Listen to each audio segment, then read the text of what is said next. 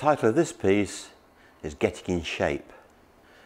Now it's early January here, all my new resolutions have gone.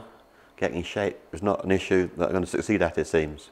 However, I can help you get in shape by getting to understand that we make the ball fly with shape that is either left to right fade spin or right to left draw spin. And as we build a swing, we come to understand that the forearms and the hands are key to that. So earlier, I've been using the hockey stick to talk about driving the post along the ground and driving the ball towards the target. When I used the hockey stick, I was just going back to about shoulder high, half a swing. Now, what you won't appreciate from that camera angle until I stand up is that as I made half a swing, can you see that the hockey stick rolled a small amount? So in a full golf swing, the forearms are going to rotate the stick 90 degrees and you're going to turn the shoulder 90 degrees. Takes you out to a pretty full swing. So going from the hockey stick, I'm now going to go to a tennis racket. So if I lean forward and I turn to here, if I stand up, I can show you that halfway back the racket has rolled 45 degrees. So if your grip and posture are good and you're using the Y shape to about here, if I stand up, you can see that it's rolled about 45 degrees from where it started. It would be wrong if the club face had stayed where it was. Equally bad if the club face had rolled to here. The fact of the matter is this is fairly natural.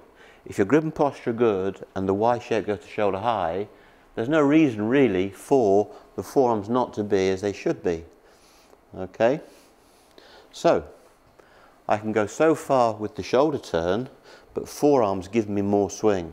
So here's the shoulder turn in full, here's forearm rotation, and now I've got a 3/4 swing. So with the 3/4 swing, I've got more power, I can hit the ball further, but what you'll come to understand is that because my forearms are moving, I have the ability to fade the ball or draw the ball. So even in the previous sessions, hitting the small shots, when we hit the ball sweetly, the ball was curving a little bit from right to left. So we're out on Spyglass now in California. I'm 130 yards away from the flag and you can see the white line to the flag. Now, if I take my routine pre-shot, I'm now aiming down the white line. Now, if I'm weak as I hit it, I'm going to go back to here, and if I'm tense, the ball will slip out to the right. So this is what happens.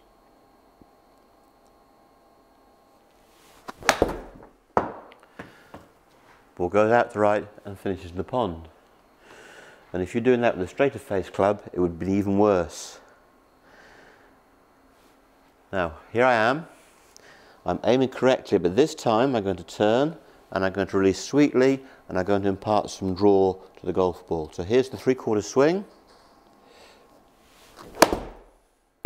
And you can see the ball starts a little bit to the right and then comes back to the flag.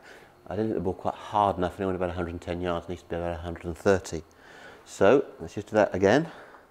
Now what might surprise you is that I'm aiming at the target, yet I'm seeing the ball go from right to left. And the reason is very simply that the club comes from this side of the ball. It doesn't come down the target line, hit the ball straight. The club head is coming from the inside, as we call it. So my blade is pointing at the black and white flag. My swing will send the ball a little bit right of it. But if I hit it sweetly, the ball will shape from right to left. Yeah, I think I got that one a bit better. Hit it a bit harder, and you can see that I've got the ball almost up to the green. Third time lucky.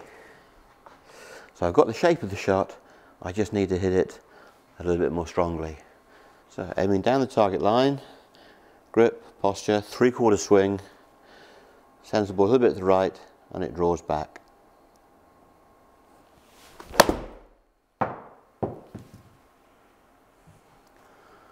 There we go. Hit the ball about 125 yards through the air, nestled by the flag.